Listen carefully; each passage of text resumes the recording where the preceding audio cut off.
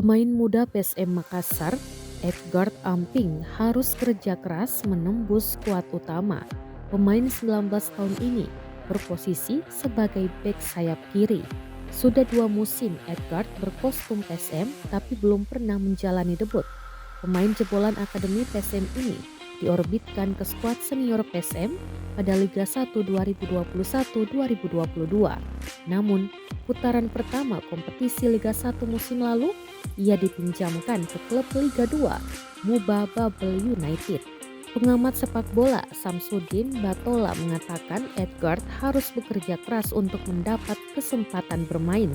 Ia meminta Edgard untuk terus melatih kecepatannya, meningkatkan stamina serta latihan crossing. Sebab pemain berposisi bek sayap saat ini harus memiliki ketiga hal tersebut. Batola mengingatkan Edgard juga harus sabar nikmati prosesnya. Sebab ia percaya pemain kelahiran 9 Juni 2003 itu memiliki kemampuan dan kualitas terbukti dengan beberapa kali dipanggil ke timnas Indonesia.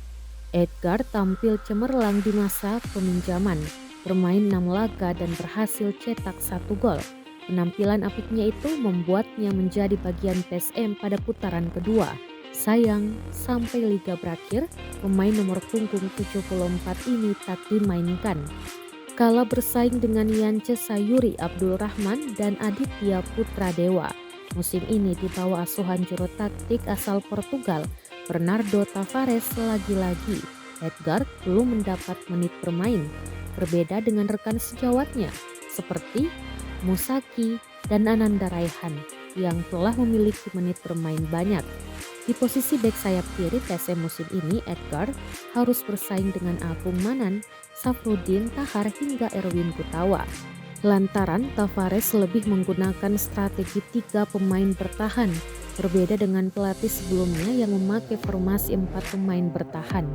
Edgard sebenarnya sudah memiliki banyak pengalaman. Ia pernah mengikuti program Garuda Select 2 dan 3 di Eropa. Dalam program tersebut, pemain kelahiran Mamuju ini merupakan pemain dengan penampilan terbanyak. Tercatat Edgard bermain 1487 menit, jarak tempuh mencapai 121,45 km. Jika dirata-ratakan 8,67 km per pertandingan, dia juga menciptakan 3 assist. Pada program Garuda Select 3, Edgard kembali dipanggil. Ia bahkan menjadi kapten Garuda.